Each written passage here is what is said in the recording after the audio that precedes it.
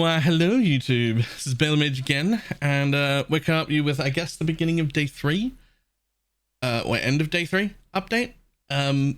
We started with the Stormbrand build, the one that I shared before League start, and in the background you'll see somebody else who continued with the Stormbrand build, doing destructive play, endgame mapping, blasting through, doing fantastic.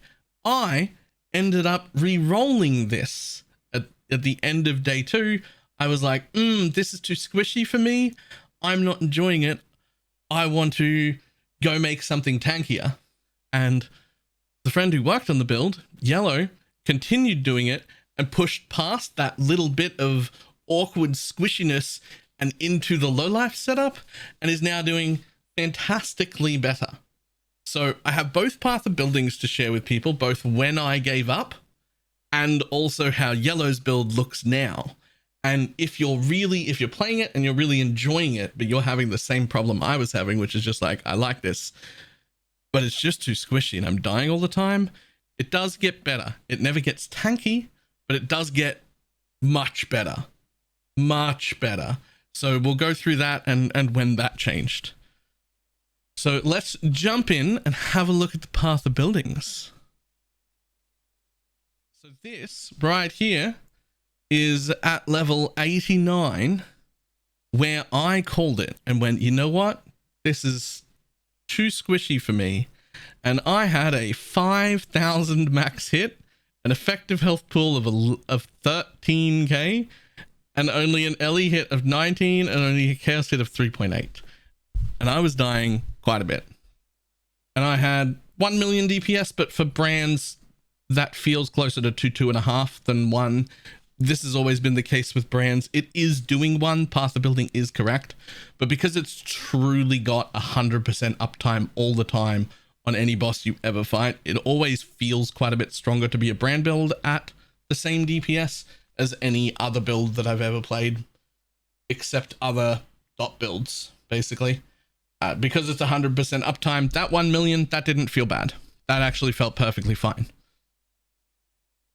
But I only had a replica heat shiver. I did have my impulsor. It was 5 linked. I was still on a singularity, and I'm still in very, very basic gear. And the real important stuff here is I hadn't gone low life, and I hadn't gotten my leech to energy shield and my leech to life separately, though I had gotten my Doriani's jewel to split my damage between life and energy shield without the petrified blood to go with it and the double leech. I was still just dying very, very, very quickly. So I'm going to share this path of building, which is where I gave up. And if anyone is here right now, like at this level, it is worth noting one change I made from the original guide was I ended up putting clarity on arrogance just to move it because I needed it, getting rid of vitality and putting a Herald of Ice in, and it made a really big difference. It made a really big difference to have Herald of Ice. You will remove that eventually. I probably could remove it now because I just got the Impulsor towards the end of that stream, but pre-Impulsor, I'm going to include Herald of Ice all the time because that really, really helped clear quite a lot. But if we get rid of this one and we go to where Yellow is now, just 1 day further progressed than where I was, and suddenly he's got double my effective hit pool, double my max hits, really good on the elemental and the chaos, and 4 million DPS instead of 1. Big differences here.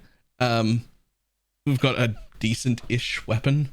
It's not that much better than the original weapon, but most importantly, he's got a Prism Guardian, he's gone low life, and he's put on a replica Dragon's Fang. You don't necessarily need that, but he got one cheap. He's upgraded into the tamings. The Watcher's Eye does nothing for damage. This is one he found on the floor and was just like, you know what, I might as well put that on. I am using Discipline and Vitality, so at least I'm getting something out of it, but it isn't the one we would have bought. His Timeless Jewel is also nothing really special. He does get a spell damage node here, which is nice. Nothing on that node. We're not taking any of the others. So it is, again, just a Corrupted Soul. He has gone into the Storm Rider. We've got Leech here. So now he's got Leech. He's got low life. He's got much better damage. Excuse me. Much better damage, much better hit.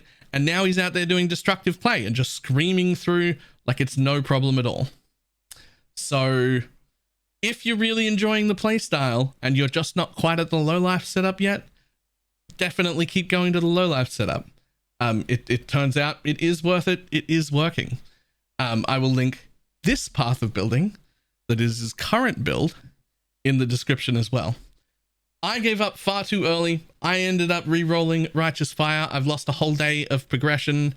I'm just getting back into maps now, so we'll be hopefully blasting. I've got a few map ideas of not necessarily builds, but like map strategies, like Atlas strategies that I want to test out.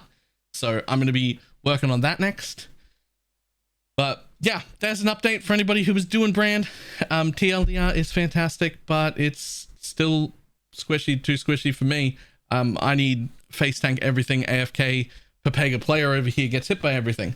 So if you're also Pepega player gets hit by everything, probably don't play this. But if you're at least semi-decent, it does get to a good point. It is quite fun and it is quite fast. All right, that is all I have. I will see everybody next time. Bye-bye.